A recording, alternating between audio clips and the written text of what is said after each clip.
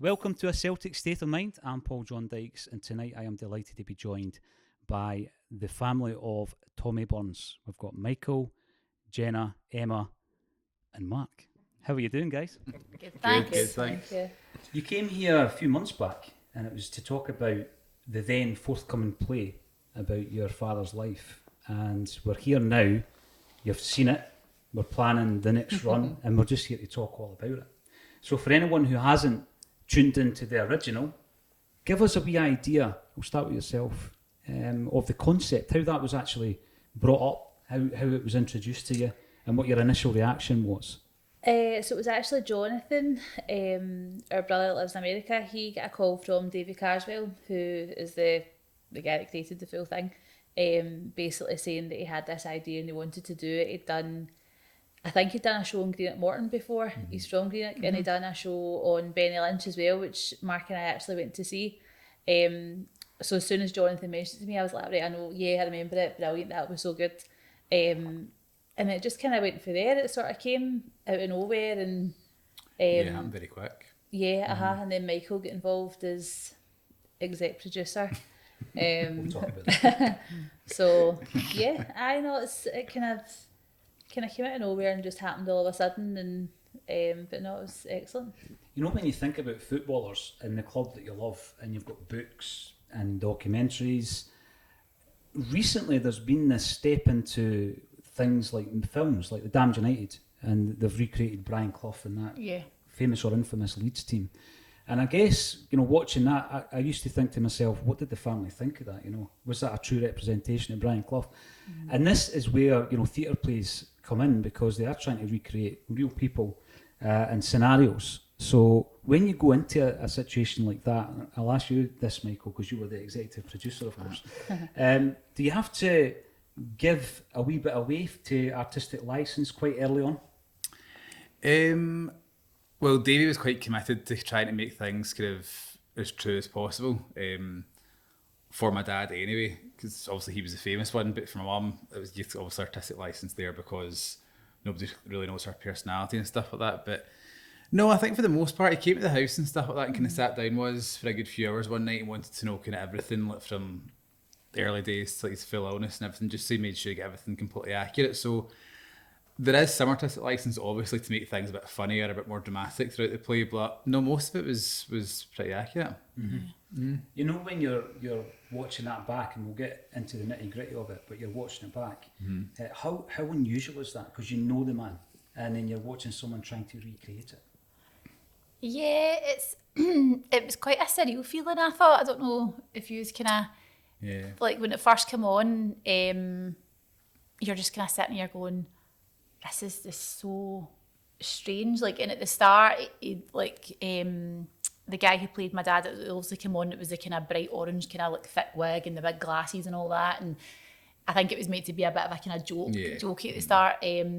But obviously as it went on, and he kind of almost like merged into like him, like David asked for like one of his ties and stuff like that, where he gives a speech and he's like, have you got that tie from with that suit? So my dad's actual tie on and stuff, and he had these mannerisms, and you were almost just sitting like kind of like mouth hanging open and a bit of awe of him, because you were just like, some of his wee, like the way he used to do that with his hand and all that kind of thing, and it would almost trigger wee memories like come flooding back to you, like things that you don't forget, like you would get flashbacks. But for me, I don't know, if this hand thing he kept doing, and I was like, oh my god, that's like just taking me right back to being with him and seeing him doing that. And it was things you didn't even actually realise he was that done until you see somebody else do it. Do you know what I mean? Like as Emma said, the thing with the hand, which I could do myself now.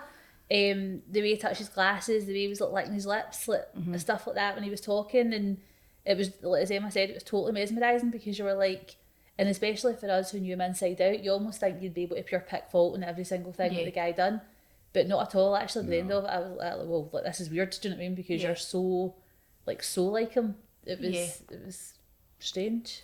We're going to be talking about where the theatre's going next, but I've been looking at some of the social media comments, for example, and someone said that, you know, the emotions that they felt watching it.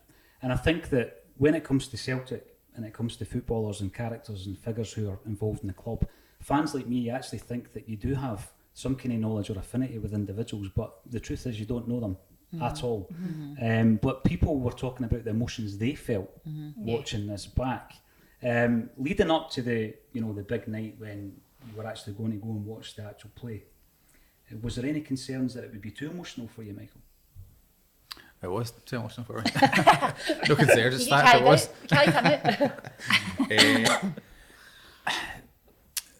No, because see, I was actually quite lucky because I'd seen it before.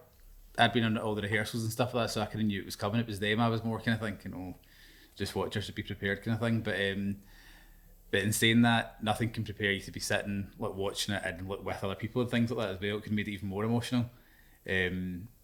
You take it in a bit more obviously when you're in rehearsals. It's just kind of snippets of different scenes, so you're not seeing the full thing kind of like run out. When you've seen the full thing run out, it beat you. I was tired after it. I don't know what you used to, but I was kind of exhausted after like watching, like emotionally drained. What was your role then? Because executive producer, does anybody know? Executive producer. That's my role. Consultation. No, I think Dave just feels sorry for me. He got me on board. I was there at kind of like the auditions and stuff like that, and the rehearsals. And to be fair, I think I was quite helpful a few times, like a few of the mannerisms and stuff like that. And like Sarah was saying some things like she was calling my dad like Tommy, and Mum would always call him Thomas, so she would never call him Tommy. So wee things like that, I would say just change that. And to be fair, like they all took it on board and things, so it was. I think I was pretty useful. No, definitely, the attention to detail is so important. Exactly. Like you say, people like me, Celtic fans think they know Tommy Burns, but one person we wouldn't have known is your mum. So how difficult do you think that would have been to recreate your mum's character? Yeah, I think that girl had a tough task, to be honest. But we met for lunch before. We went out with the cast. And Sarah, the girl that played my mum, she was kind of sitting down our side of the table. So she had a good kind of chat with my mum. And obviously you don't know what she's taking in, like my mum speaking and all that kind of thing, because that was the first time she'd seen her. So, yeah, I think it would be tough, but I think she done really, really well. Yeah, she did. Like, considering, obviously there's loads of footage of my dad and he had all the mannerisms and all that kind of thing. There's not really anything in my mum. There's a couple of maybe like interviews and stuff like that she's kind of given in the past, but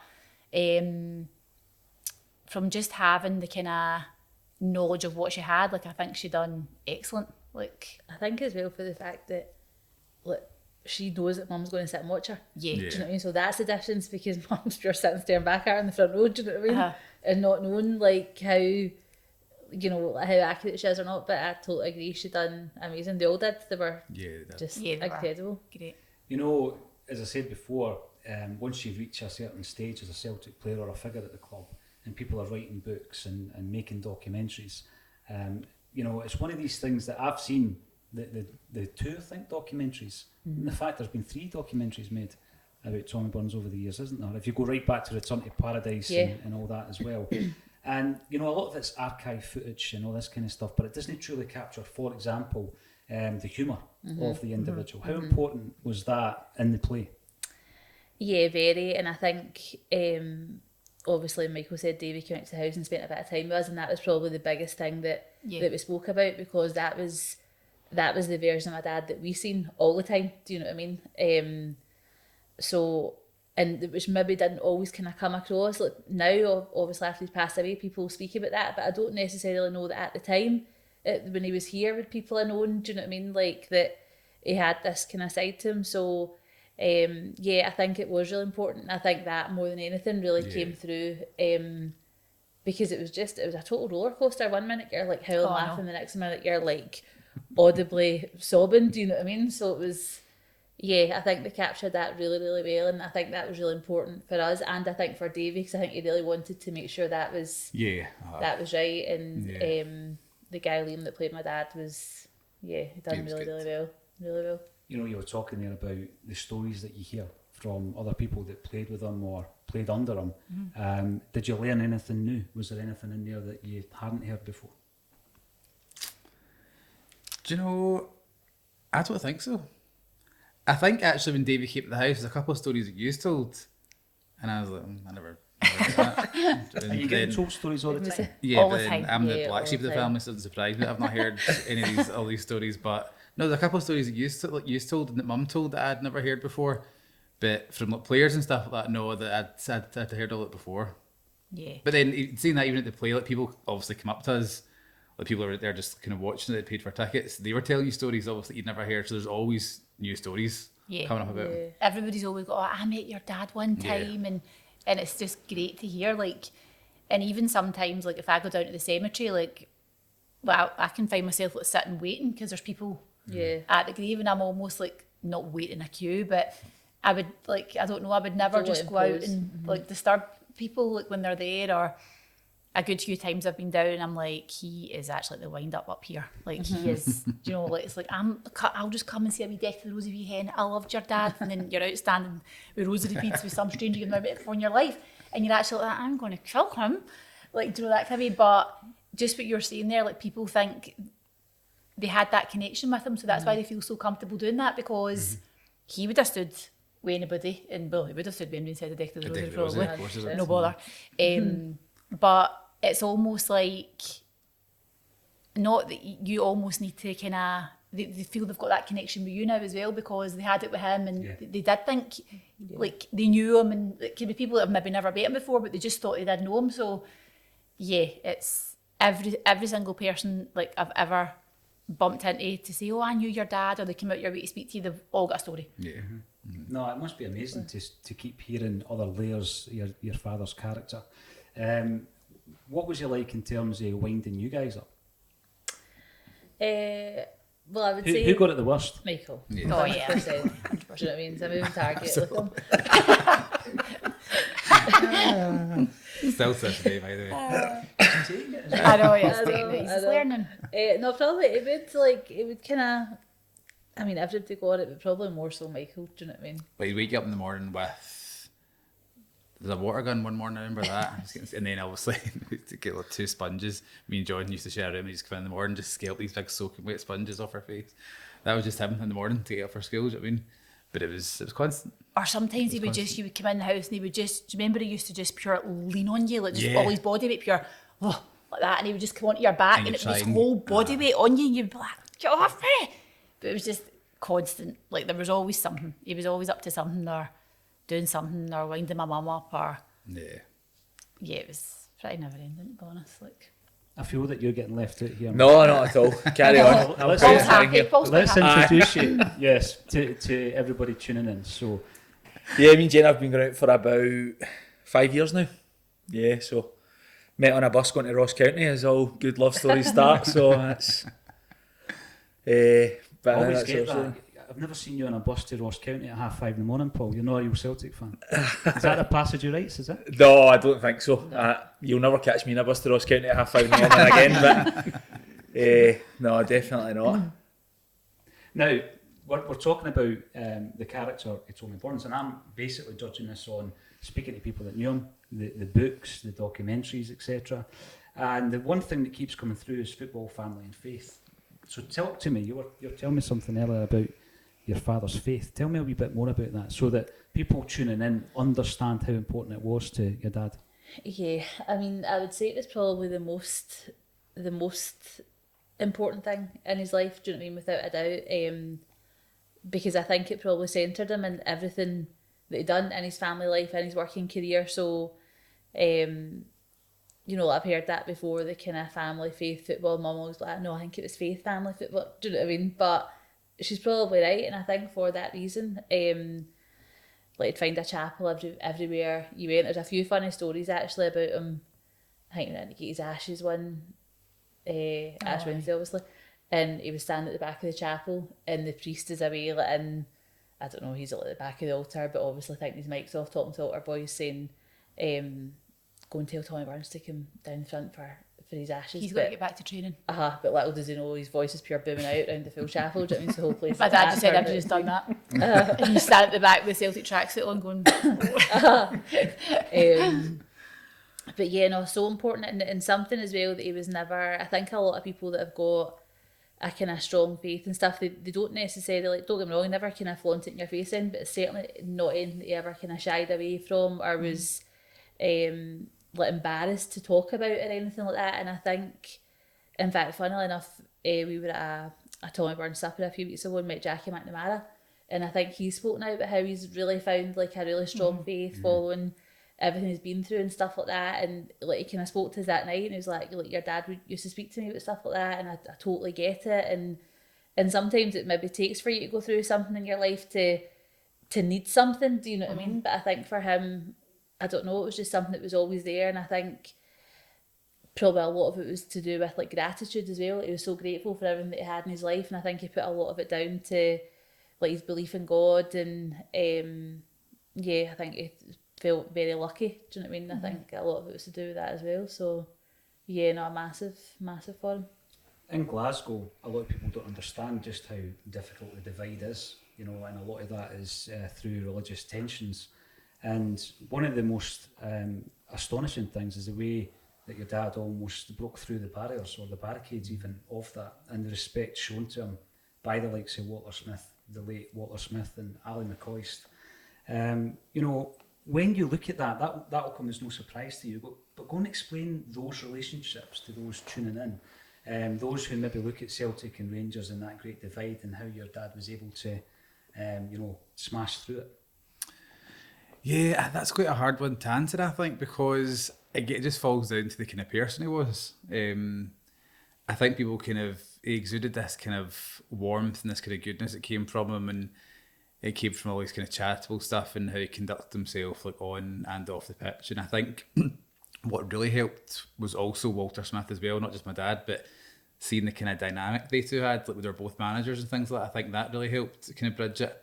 And then obviously when they were in Scotland together, that really helped. But do you know, I don't really know I don't know if you have got any kind of thoughts on what helped me dad cross that divide, but for me that's quite a difficult one to answer, I think. I think it was just like a kind of almost like a respect they had for everybody as a human being. It wasn't like, you know, your Catholic, Protestant, your Rangers. Don't get me wrong, I mean, they were the first one to have a joke, like there were no Ranger supporters walking into this house and all that kind of, you know, like just absolute banter. But yeah, it just had a respect for everybody as human beings. And I think like with the kind of Ali McCoist and Walter, it was just like a friendship that was built up there. It wasn't even a kind of, I know everybody else looked upon it as a kind of Celtic Rangers thing, but they were just his pals. Like, I think as well, like as you say, I don't even know that.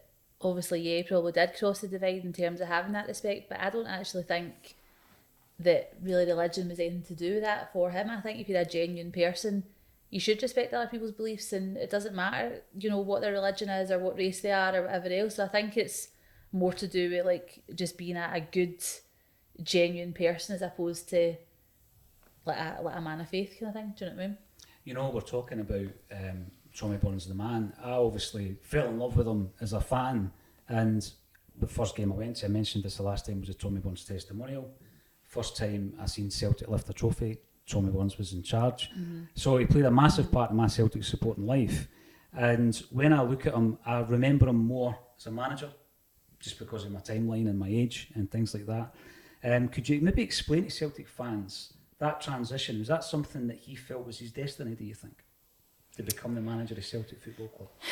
I don't know if they ever thought it was his destiny, but what I think was, I remember at the time him thinking, I think this has came a bit early for me, but because what age was he? Like, Dad was what, 37 or something? 37 years of age. I mean, mind blowing. But I think he also thought this might never come again.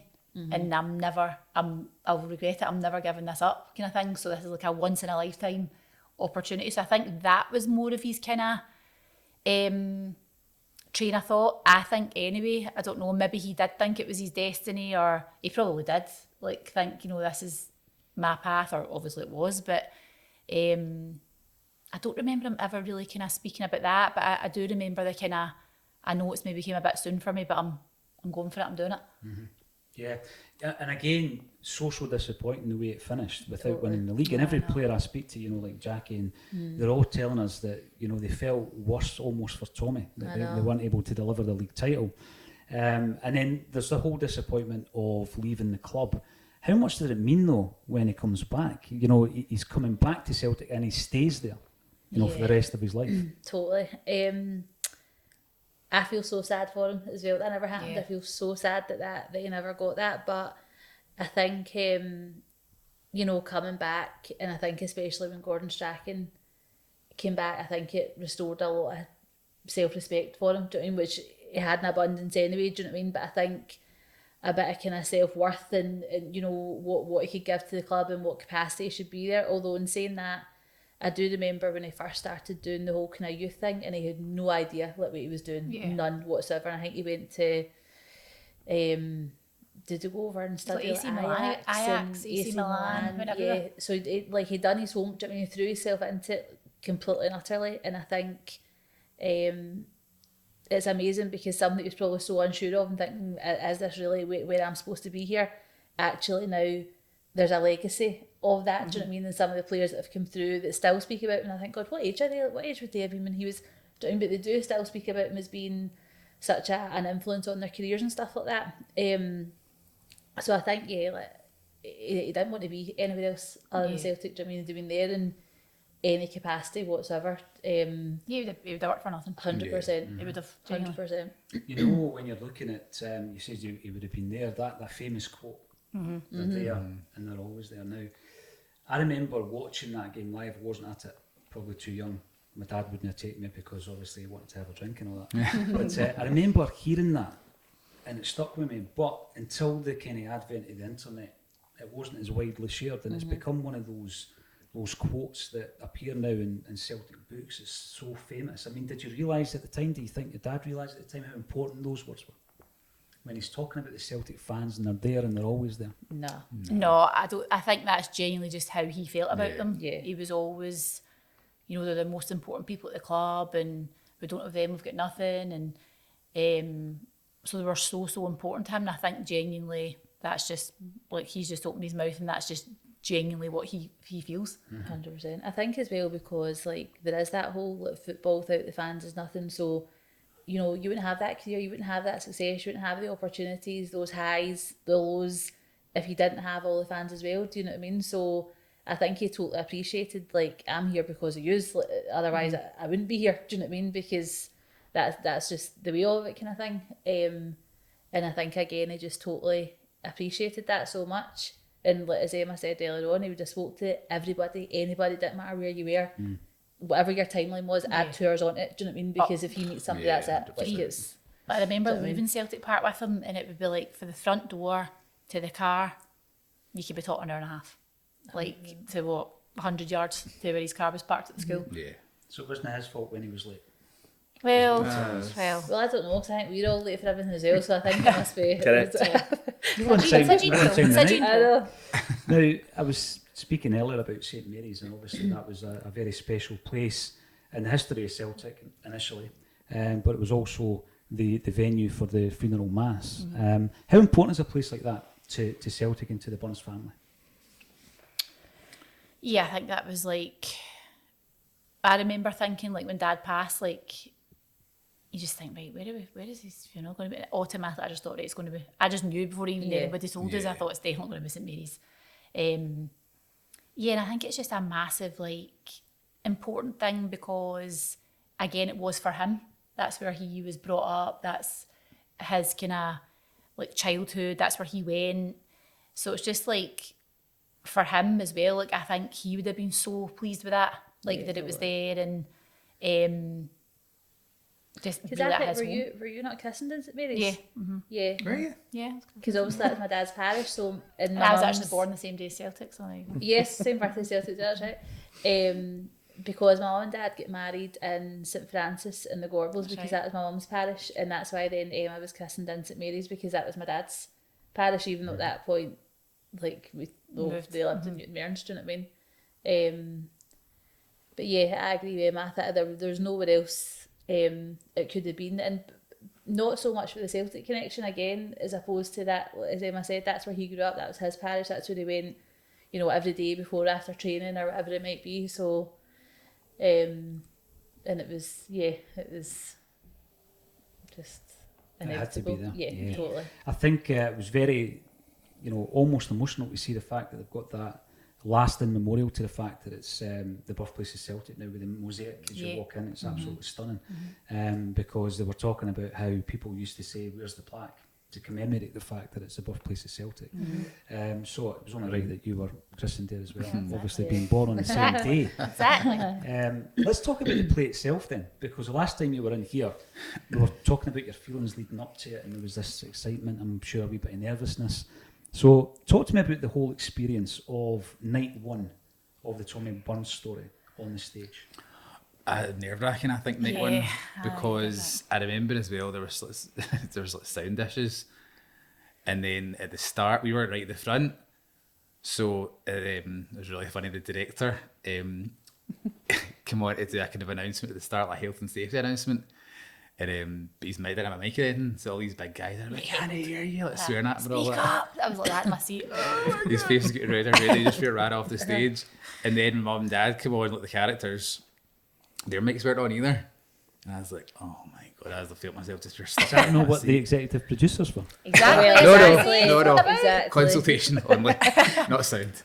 Then it came on, and then there was a few kind of wee things like that. Obviously, just got the opening night, but night one, I think, exceeded all kind of expectations, like for everyone. I don't think people could believe how good it was. I think they were going to come and see a football play about like kind of Celtic. Didn't realise how personal it was going to be, and there'd actually be like a storyline to it. And as well, a total like game of two halves. Do you know what I mean? God, Like, yeah, the absolutely. first, cause see the kind of opening scenes, mum and dad young, and they're all like acting daft and all that. Do you know what I mean? I did feel as if I was like, "Oh my god, I'm going to pure watch this with my fingers. I can't cope with this." And then, but it was good fun. Do you know what I mean? As it went on, and then the second half, and I kind of thought, all right, like this is totally fine. Because Michael was like, "Oh yeah, it's quite emotional," and I was like, no, like, either I'm a pure robot or like, do you know what I mean? I felt totally fine. And then the second half was just completely different, because it just then goes into like my dad's illness and everything that came with that, and a lot of his faith and stuff like that as well, which was just so well done. Yeah, it was really well done. But quite draining. Yeah, emotionally draining. What about your mum's reaction? And we've spoken about how strange it must be to watch yourself being played by someone else. She reacted better than I thought she would. I thought she would be quite critical, only because I think You're if watching somebody's yourself. 100%. If somebody's playing me, I think I'd be like, I wouldn't say that. I wouldn't do that. But no, I think she was actually. I was quite surprised at her reaction. Like, she was quite get really emotional by it, and I think it must have been so surreal for her. And I think it was, and I think she was probably a lot more engaged than I thought she would be, because I thought you could maybe quite easily disconnect from that, because you're like, right, that's not me, and I wouldn't say that, I wouldn't do that. But no, I think she was fully kind of immersed in it when she was watching it, and which was good for obviously Sarah that played mum as well. Do you know what I mean? Massive relief. The other thing that I was thinking about is grandkids going to watch something like this. Tell us about that, and how touching that must have been for a grandchild to be watching that story on the stage. Yeah, so obviously my 3 kids were there, and Cole actually got a mention in it. So when Cole was born, I think Arthur Boric was still at Celtic. He was the Holy Goalie. So my dad transformed it into the Holy Goalie. So whenever Cole came in, is that to be Holy Goalie in, and all that kind of carry on. So obviously we told David Carswell this story, and he loved that. So he actually put that into the play. There was a part where he said something like, "Oh, what's Emma called the wee boy?" And it was Cole. And he's like, "Oh, the Holy Goalie." And Cole was in the front row, so he was absolutely that. Is that me? I was like, "Uh-huh."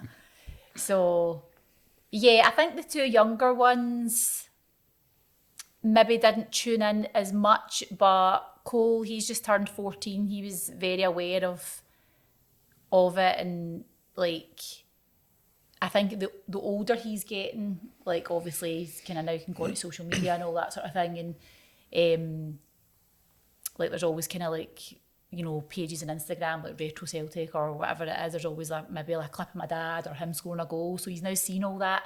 So yeah, I think he was really immersed in it. I think he was fully kind of, oh my god, this is unbelievable type thing. Yeah, he loved it, and obviously he loved his wee mention as well, so he was delighted with brilliant. that. The other thing that got a great reception was the fact that Ange Postecoglou turned up to watch it. When did you find out that was happening? Literally 2 minutes before he came in. Really? Yeah. I knew beforehand. David told me that week. It would bother Michael. Executive Do you know what I producer. mean? Yeah. We're all pure We're like, all oh like my that. God, what? He Ange? thought like that guy and just coming in and I was like, what? Cole, get up there now. He said where? Wasted on me. What did So you didn't tell anybody? No. Well, he told me not to be fair. Yeah, but we're family, Michael. I know, but that's the God's sake. producer. No You secrets. stick to the rules. We were talking earlier about how certain people get the club and, turning up, not through obligation, because it feels as though he went because he wanted to be there and Yeah, he's there with, totally. with his wife. Did you get an opportunity to have a wee chat with him? I never know. I was too busy working, also. I don't know if you see that. It's unbelievable, isn't it? I just said hi, like obviously thanks for coming. It was his wife that was actually sitting kind of closer to us. I think she did a wee chat with you, Mark, didn't she? Yeah, we were chatting for a wee bit. She was just saying she's his professional photographer now. I think everybody in Glasgow is looking for photos and all that. So, yeah, it was quite starstruck when I walked in the door even then. Yeah. So it was good to see him there. Let's all just talk as Celtic fans then about Ange for a wee minute. What's your thoughts been? Because it seemed a bit topsy-turvy initially, but I obviously don't speak for everybody, but I think he's got the buy-in, isn't he?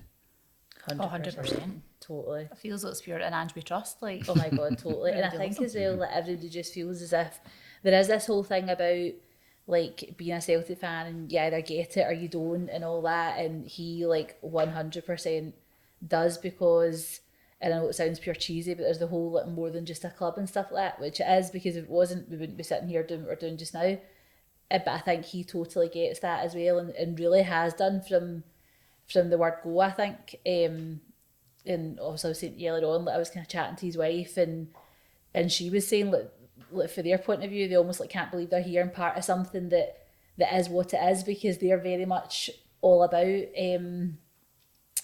like, the kind of the ethos of the club and stuff like that. And obviously, as you said, back when he was playing in Melbourne and the Greek club and stuff like that, so he's probably got, there's a lot of similarities probably for them, do you know what I mean, to come to the other side of the world and feel so much a part of something that's, shares your values and stuff. I think must be amazing for them, and for us, like, it always is that as a Celtic fan. You always want somebody that gets it. Yeah, you want somebody that can deliver, but you want somebody that gets what the club is all about, because it's people's lives, do you know what I mean? How buzzing was Cole? Cole was absolutely buzzing. So obviously the play when the two spare seats at the end of the row that Michael didn't inform him to who they were for.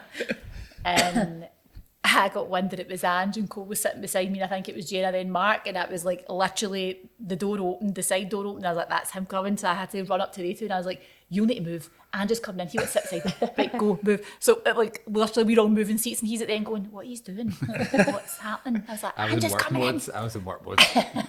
Cole needs to sit beside Ange. He was absolutely, I think he was actually more high-zacking about that, to be honest, than being at the play. He just couldn't believe it. So he was right on to like Snapchat all his pals, trying to get like a pure sneaky picture of Ange and all that to prove that he was there. He was delighted, absolutely delighted. What about the reaction? I mean, instantly, because of the advent of social media, when something's went well, and the positivity that came out when the play was being seen by the Celtic fans was incredible. Yeah. I mean, how happy were you at the reaction?